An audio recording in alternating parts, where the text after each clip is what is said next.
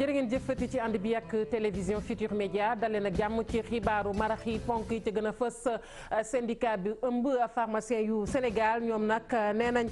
lay xew fële ca pharmacie Serigne Fallou bu Patte d'Oie yéem na leen ba tax tey ji janoon ak taskatu xibaar yi tey sàkku nag ñu teg daan yu wóor ci kaw commissaire boobu waral coow li beneen commissaire mooy wax mu commissaire divisionnaire à la traite la bu gën ko xam ci Boubacar Sadio moom nag jàngat bi mu def ci mbir mi mooy kenn naatablewul tàggat bi ñu tàggat takk der yi lu wóor la li gën ci gis-gisam nag mooy ñu gën koo ñoŋal te di ko wéyal ab bàyyi néggandiku nag am na ko moom Guy Marius Sagna avocat bi koy layal maître Moussa Sarr nag am ci mbégte lool waaye nee na nag xeex bi dafay wéy ndax la muy sàkk rek mooy mboolem lu nu koy toppee nag ñu daal di koy neenal ñetti soxna yoo xamante ne ay xalifiste la ñu teg nañu leen loxo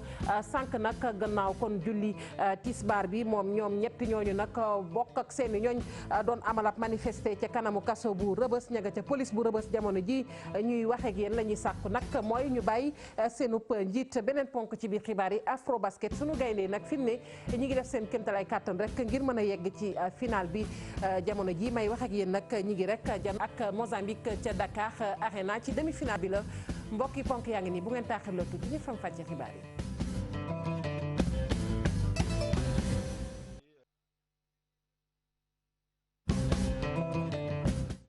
dalee nag jàmm ci xibaaru marax yi ni ma ko waxee woon syndicat bi ëmb pharmacien yu Sénégal nag ñoom la xew fële nag ca pharmacie Serigne Fallou ba nekk ca Patte d'Oie lu leen yéem la muy nag coowal commissaire boobu nga xamante ne dafa ñëwoon rek kon gannaaw bi nag ñàkk déggoo am ci ordonnance ba mu jur coow la ak fitna ga ñoom nag tey ñi ngi doon janoog taskatu xabaar yi ñoom pharmacien yooyu di sàkku rek nag ñu teg daan yu wóor ci kaw commissaire boobu nga xamante ni moo waral coow li Alhassane Ba.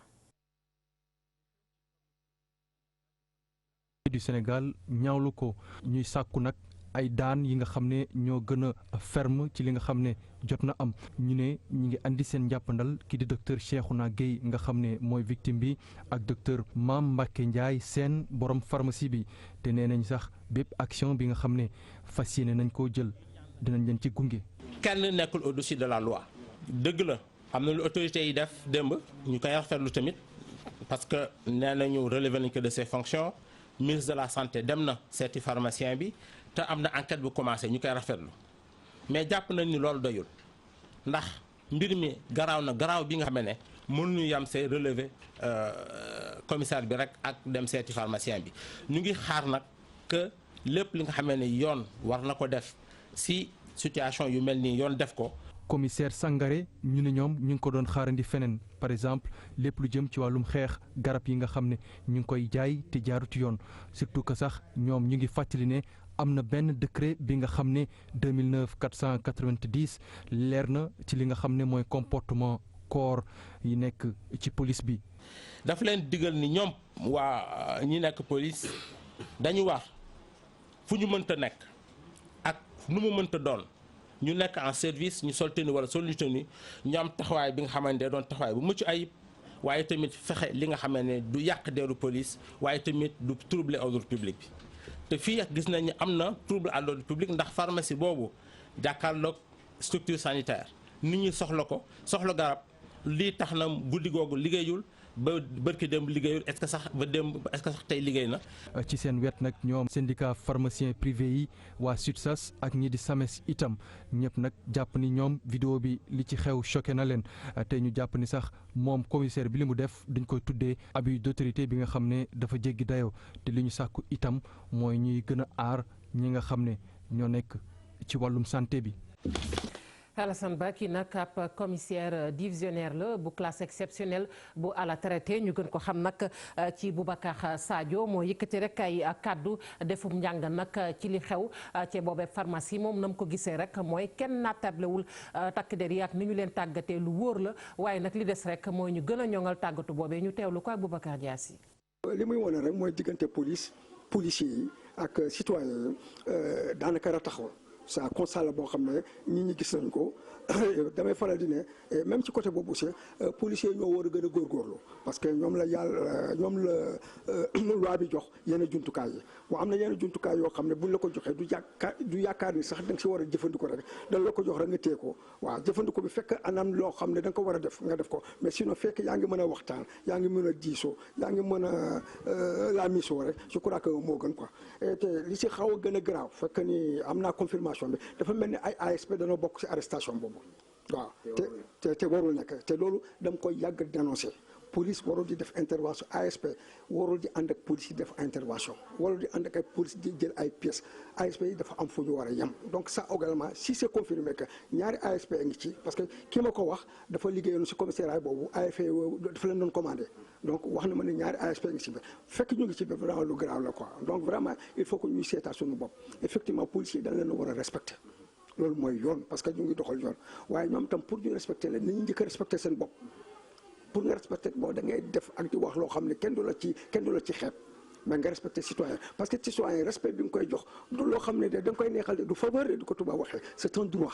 obligation la da nga ko war a respecter je crois que ku nekk boo xamee nooy taxawee rek yëf yi dina mën a jaar yoon quoi. police am nañu formation bu baax mais c'est-à-dire que li nga xam ne moo sooxee mooy formation continue parce que généralement am na ñoo xam ne bu ñu jógee ci école police rek amatuñu lu ñu jàng loolu ñu jàngoon ci école police moom la ñuy wéyal rek te àddina dafay dox dafa am yu bees et cetera.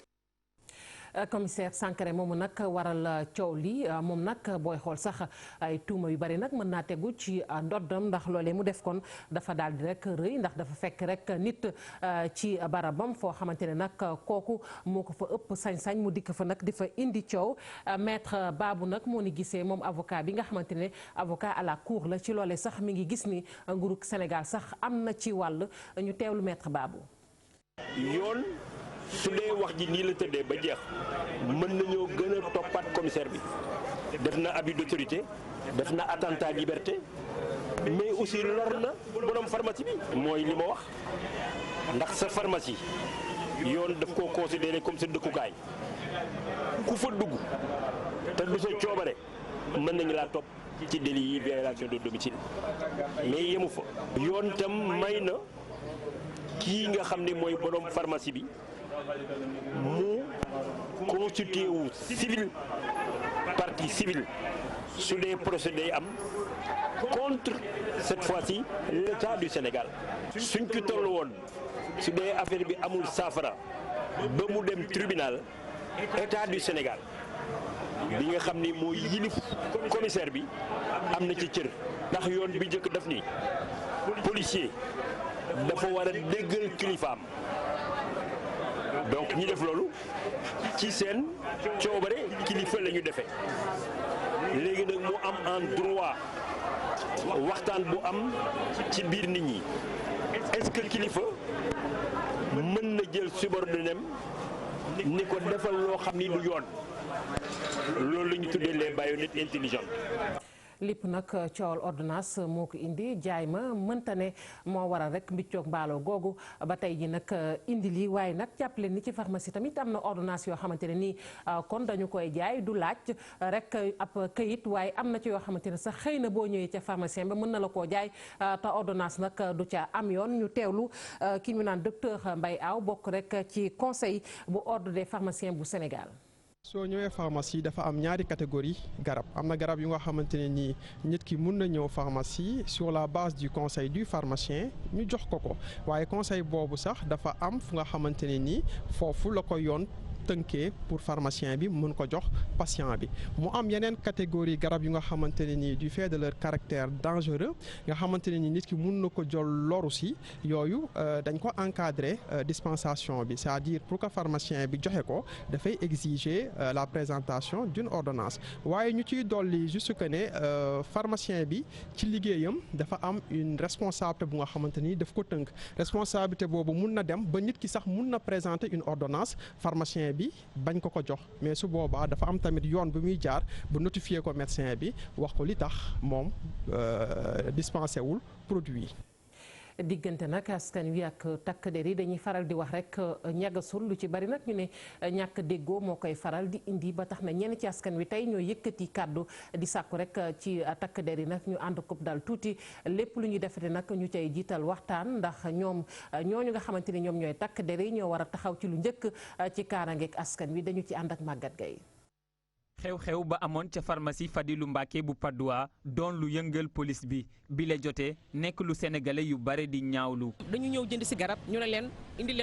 leen ordonnance moom c'est valable pour tout achat de médicaments bu ñu ne leen indi leen ordonnance ñu ne amuñu ordonnance il crée des boucans encore en plus c'est pas bien. que bu ñu comporté wu nañu xool naka la ñu koy defaree ni mu gën a rafetee bañ di wax di saaga bañ di wax di dóor. bëgg nga dara kii nga ko war a laajtee laaj ko ci anam yi mu leer su fekkee war naa la ko mën defal dana ko def mais su ko bañee comme le cas là am na lu tax mu bañ ko règle bi moo ko tere nga jaay garab boo xam ne waroo am ordonnance am waroo ko jaay. bi la jàppante ci diggante commissaire Sankaré ak pharmacien bii di Cheikhouna Gaye di firndeel diggante bu ñagas bi am yenn saa yi ci diggante takk der yi ak civil yi. rapport bi ñu war a am suñu diggante ak force de l'ordre muy policier wala muy gendarme lu ñu war a rafetal la. ñoom seen bopp nañ jàpp seen bopp comme ay civil d'abord avant tout avant ñu sol tenue bi dama koy sol nii la man la ñu kàttanal pour ma wan la yem man la fi nga warul jaar man la doo fa jaar. gannaaw ba ñu seetloo ay njuumte yu bare jóge ci takk der yi ñu nu jot a waxal di sàkku ñu xoolaat anam yi ñu leen di tàggatee. donc avant bon yow peut-être daan nga def formation militaire ba pare boo xam ne bon ba fa génne dañuy toj sa xol ba nga xam dara du la saf daal mais bon en fait. mais défense xam naa niveau bi nu mu wàcc tamit am dina ci kii trop daal dina ci kii trop parce que dañu am crise ci dëkk bi dañu am crise bu métti bu profond daal c'est à tous les niveaux nag. policier bi dem di appliquer la loi nga war a xam ne kii mun na nekk sa mbokk mun na nekk sa fait citoyen la comme yow tenue bi moo leen wutee yow sa liggéey ngay def d'accord mais warloo ko abuser. ñaari fan gannaaw ba incident bi la amee ñëpp woo takk der yi ci tekk ak dal ca booba pharmacie Fadilou Mbacké moom mi ngi wëyal liggéeyam. clients yi di dugg ak a génn. waxoon nañ ko ci ndoxteelu xibaar yi Guy Marius Sagna nag am na bàyyib néggandiku gannaaw nag ba ko avocat am doon sàkku bokk na ci maître Moussa Sarr avocat yooyu moom nag rafetlu na bu baax a baax dogal bi nga xamante ne jël nañu ko tey waaye nee na xeex bi dafay wéy ndax li ñuy sàkku rek mooy seen client boobu nag lépp lu nu koy toppee rek ñu daal di koy neenal ñu teewlu ko moom maître Moussa Sarr ci micro Mohamed Samb. li ñu koy jàngatee rek mooy sant yàlla parce que dañoo ñaanoon attekat bi mu bàyyi ko bàyyi négandiku yàlla dogal na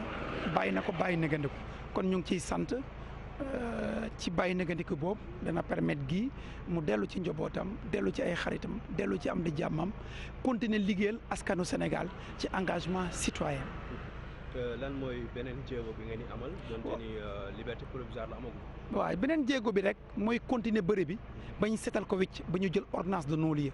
parce que ñun li ñu jàpp avocat am mooy député njëlbeen ba tey gii deful benn jalgati yoon bu tax ñu arrêté ko war ko yóbbu kaso kon bëre bi day wéy ci fànn boobu ba bañ koy seetal wicc.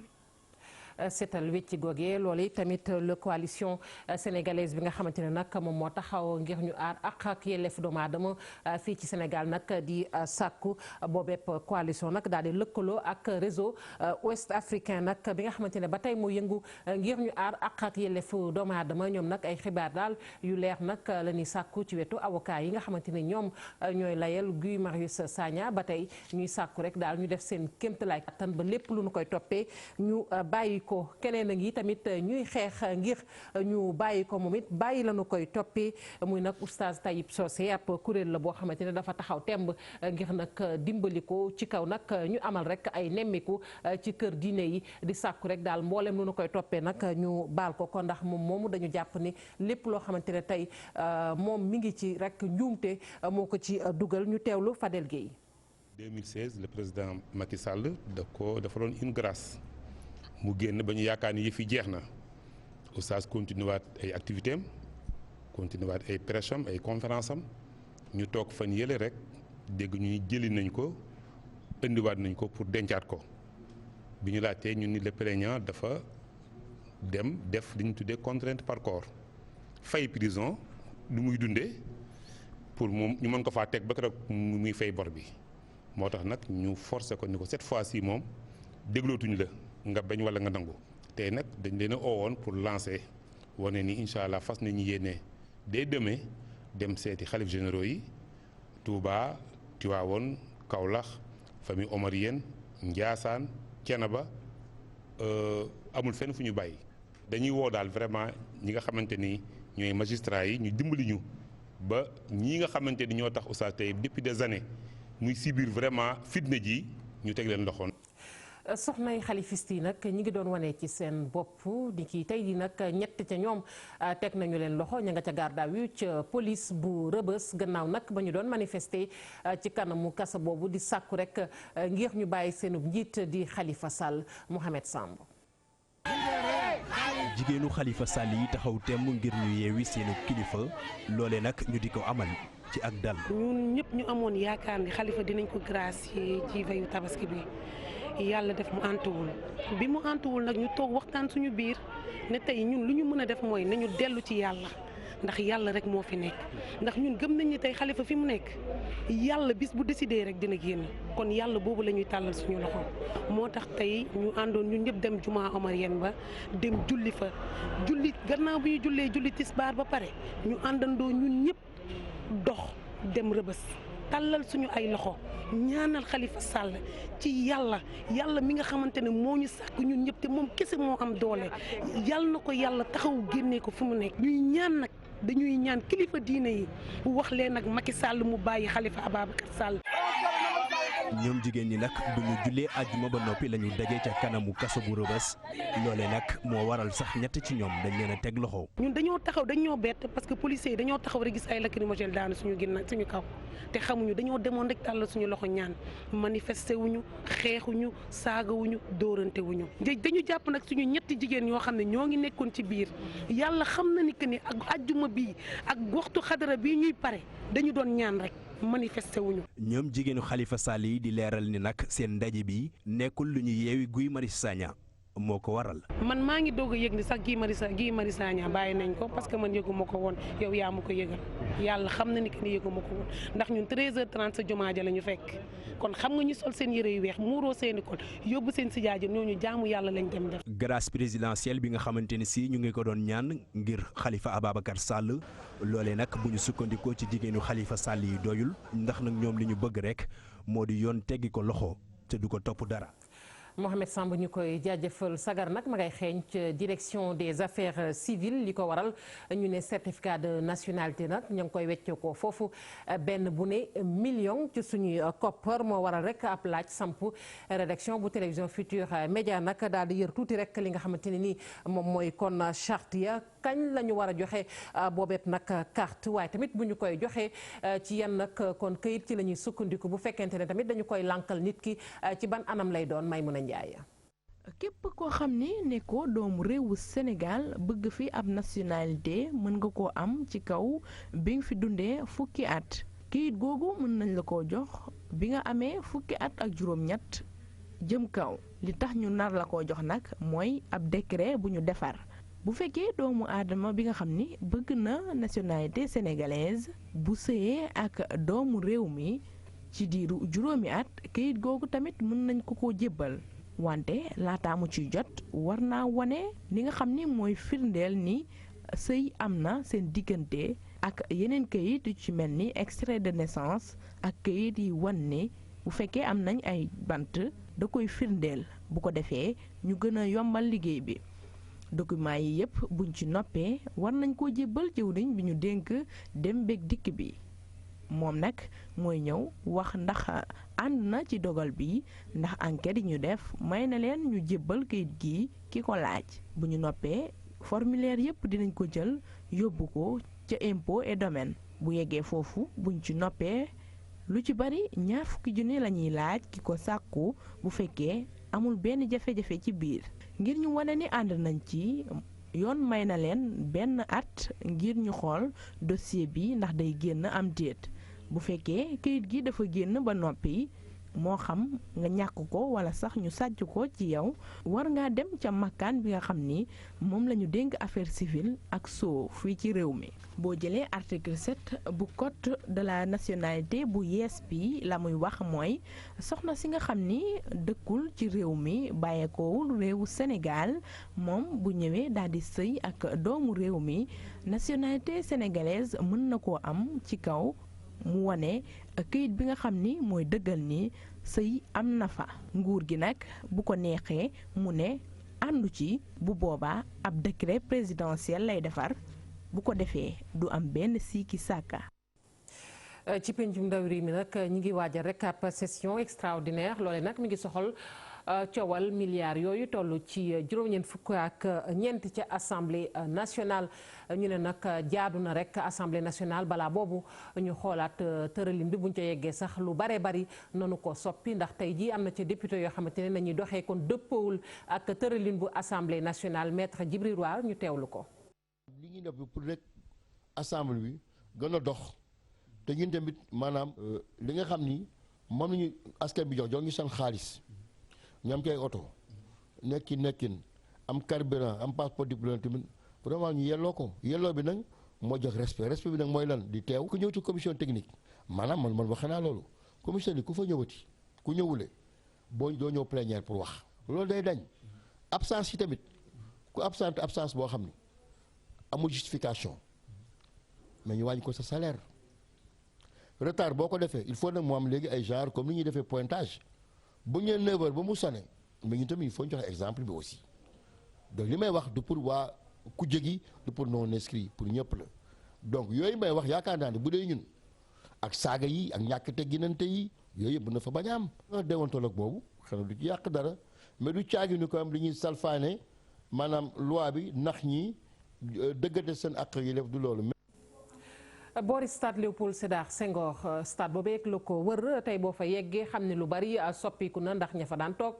jëlee nañ leen fa loole nag mairie bi moo tàmbali liggéey bi daal di ci rek ànd ak ministre bi nga xamante ne moom la ñu dénk wàllug urbanisme ñi nga xamante ne nag ñoo fa nekkoon am nañu lu leen metti lool ndax seen jumtukaay yooyu ñu baree bari kon jotuñu rek jëlaat seen i bagage ba tax na ñu ngay woote ak wàllu jëmale ci nguurug Sénégal jaaxeetu Fall Pape Sangone Mbaye.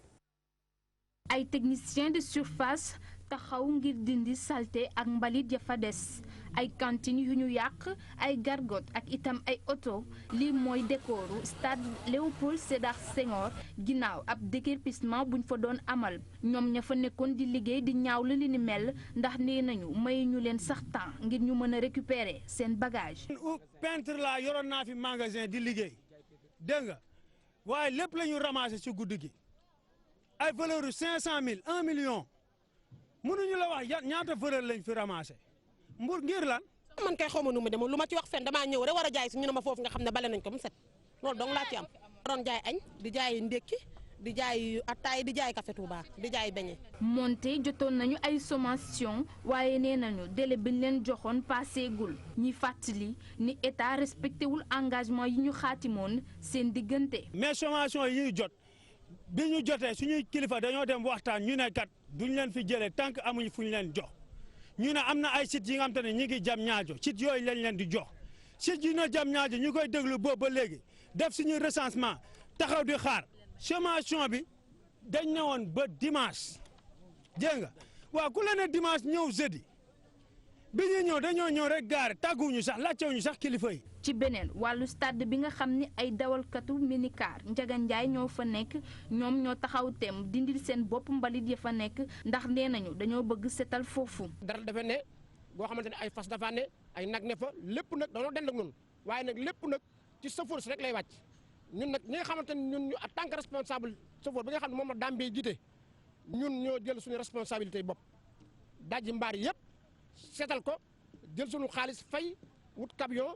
mu tonni mbalit mépp. ñoom liggéeykat ya fa nekkoon jaaxle loolu ñuy woo état mu jàppale leen wutal leen yeneen site yoo xam ni danañ fa mën a ne.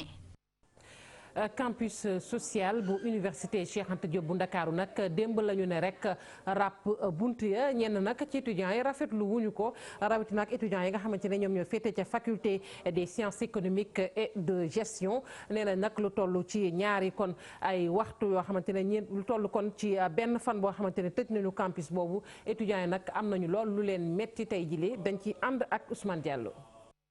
Université Cheikh Anta Diop bu Ndakaaru campus social bi ne tekk daanaka ndongo yëpp ñibbi nañ ñenn ci ñoom ñi fi nekk ñenn ci ñoom ñi fi des nekk faculté des sciences économiques et de gestion. comme ni ngeen ko xamee dañoo nekk en retard par rapport ak yeneen faculté yi dañu defee ay TD ay devoir ak ay examen yu ñu war a def la moo tax ñu nekk fii tey. tëju restaurant université yi nag daanaka tàmbali na jural ay gàllankoor ndongo yile. indi nañu problème parce que ku xam étudiant xam ne restaurant la xam. loolu vraiment suñu tikkee rek lañu am pour gindee pour dugg lekk te restaurant yi bu tëjee kon dinañ am problème en plus boutique yi aussi ibbiwuñ. restauration amatul donc l'étudiant est censé def ay sacrifices xool nu muy organiser wu pour mën a ñëw suivre couram yi ici à la fac ndax mu mën a def ay devoiram donc il est obligé mu wut ay solution nu mu mën a lekkee mu mën a dundee boppam en même temps. ak kilifay kudd jël nañu ay motuwaay ngir andi saafara ci jafe-jafe yile. waxtaanoon nañ ci ak le directeur moom moo jëloon initiative jox ñu pavillon yi nga xamante ne ñoo nekk ESP ay place yoo xamante ne dina mën a permettre étudiants FASEG yi nga xamante ne dañu nekk fii di def ay cours di def examen aussi ñu mën a loger. resto bi nga xamante ne mooy Clodel la ñu mettre à la disposition des étudiants. pour ñu mën leen permettre ñu fay dem di fa añee di fa ndekkee di fa reeree. ay at a ngi nii nag ndongo yi di dund li ni mel li ko waral mooy retard bi ñu am ci année universitaire bi. laata ñuy ndar képp xibaar yi ci tënk afro basket bi nag sunu gaynde yi faaw ñu def seen kéemtalaay kàttan ci ñaareelu mi-temps bi bu ñu bëggee yegg rek ci final bi ci seen janoo nag ak Mozambique nag fi mu ne mi ngi ci fanweer ak juróom sunu gaynde yi nekk ci fukk ak juróom-ñaar. ma ngoo ko foofu la ñuy tàggatoo ak yéen mbokk yi ci xibaaru maraxay sant leen gërëm leen ci kanam tuuti 20h xibaar yi ci nasaraan di ngeen ci ànd ak Cheikh Tidiane Diawo.